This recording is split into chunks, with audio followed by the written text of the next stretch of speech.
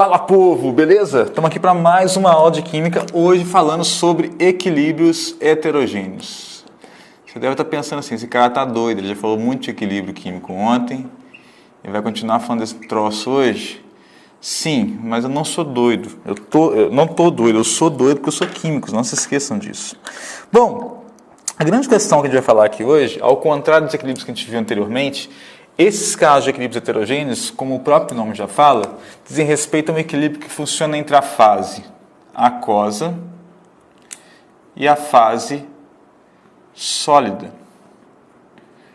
Não, mas fala assim, mas como funciona um negócio desse, né? Eu te digo que tem várias maneiras disso acontecer, mas principalmente quando eu tenho alguns compostos que são mais insolúveis. Isso acontece de maneira mais proeminente. Eu tenho eles na fase sólida, só que por mais que o cara seja muito insolúvel, sempre tem um pouquinho dele que fica solúvel. Então, isso ocorre de maneira equilibrada. E aí você fala assim, pô, entendi, mestre, mas espera aí, como é que você sabe que isso aqui acontece realmente? Eu te falo que tem vários jeitos de saber isso, tá? Em química e em biologia, um jeito de marcar molecularmente qualquer composto, qualquer reação, é você usar radioisótopos, tá? Isótopos, de maneira geral, ou elementos mais pesados. Quando você bota, nesse caso aqui, por exemplo, um elemento mais pesado numa fase sólida, no fundo de um recipiente com água, você vai ver que ao longo do tempo, alguns átomos desse elemento, alguns cátions do elemento mais pesado, alguns ânions, vão começar a passar para a fase aquosa, e da fase aquosa vir para a fase sólida, de modo a que chegue a um equilíbrio no final das contas. Ou seja, lembrando do conceito de equilíbrio, no final do processo, a velocidade direta do processo e a inversa são iguais, tá? Então, aqui, o mais interessante é você pegar o conceito disso. Então, todos os compostos que forem insolúveis, eu trato que eles apresentam um equilíbrio dinâmico aqui. Mesmo aqueles compostos são moleculares, tá? Só que os moleculares, eles obedecem uma lei de equilíbrio tal qual a gente viu lá para o KC. Então não tem que falar especificamente aqui. O que mais pega nesses casos aqui que a gente vai ver são os compostos insolúveis e também que vão sofrer dissociação, que principalmente são os compostos iônicos, né? Ou até aqueles que sofrem ionização de modo a formar íons. Quero dizer o que com isso? Compostos moleculares como açúcar, a glicose, a sacarose, eles não sofrem nem dissociação nem ionização. Então aqui você pode sacar que o principal é que haja íons presentes em meio aquoso. Se isso acontece, eu consigo trabalhar em termos de equilíbrio heterogêneo. Só para dar um exemplo, para a gente poder não ficar falando aqui até cansar sem dar um exemplo prático, vou colocar um caso aqui de um composto bastante insolúvel, tá? Que é o meu amigo BaSO4, sólido. Esse cara é usado como contraste em alguns exames de imagem, envolvendo a parte gástrica principalmente. Você toma o contraste de bário. Esse composto é muito insolúvel, então ele não vai dissolver no organismo, não vai liberar bário em grande quantidade para o organismo, que o bário pode ser tóxico, porque ele consegue substituir o cálcio em alguns processos, só que não substitui tão bem assim. Então esse cara aqui ele é bem insolúvel, e com o tempo, se eu boto ele em solução, automaticamente cria-se um equilíbrio aonde alguns íons bário vão tornar-se solúveis, bem como alguns ânions sulfato. Este equilíbrio que está aqui regido é o equilíbrio heterogêneo. Por quê? E aí eu identifico com o que eu acabei de falar previamente para vocês.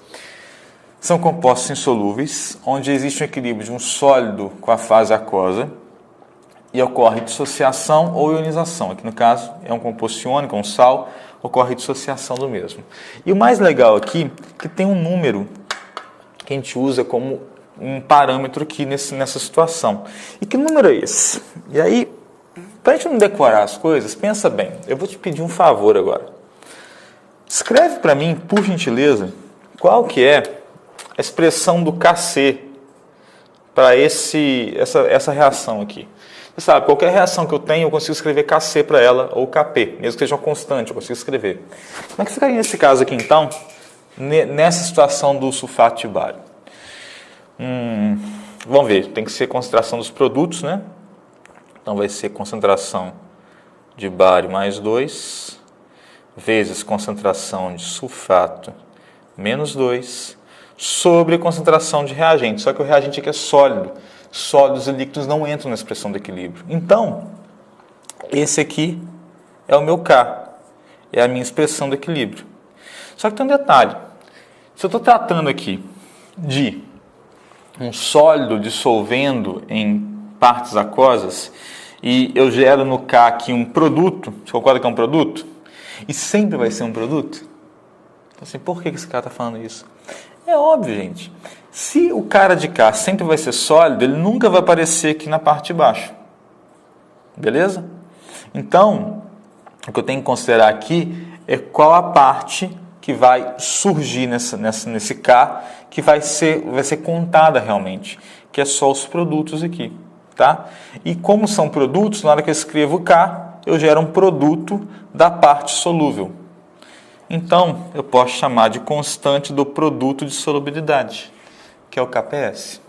Como eu disse anteriormente, não existe diferentes Kcs. Tudo é Kc, tá? Só que eu dou nomes diferentes. O Kc pode virar Ka, que é a constante de acidez que a gente viu no ano passado. Pode virar Kb, que é a constante de basicidade. Pode virar Ki, que é genericamente a constante de ionização. Pode virar Kh, não fale rápido, que é a constante de hidrólise. Pode virar Kps, que é a constante de produto de solubilidade. Enfim, qualquer outro K possível. Então, nesse caso aqui, esse cara é o coeficiente... Coeficiente é outra coisa. É a constante. E só para constar, o coeficiente de solubilidade tem uma relação direta com a constante de solubilidade, tá? A gente vai chegar nisso ainda, eu acho, nas próximas aulas. Então, essa aqui é a constante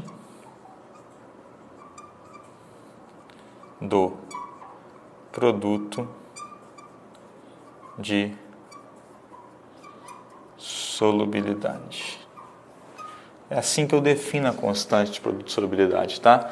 A partir do sal, ou da base do composto solúvel que seja, que gera os meus íons, e sempre gerar um produto aqui. Beleza?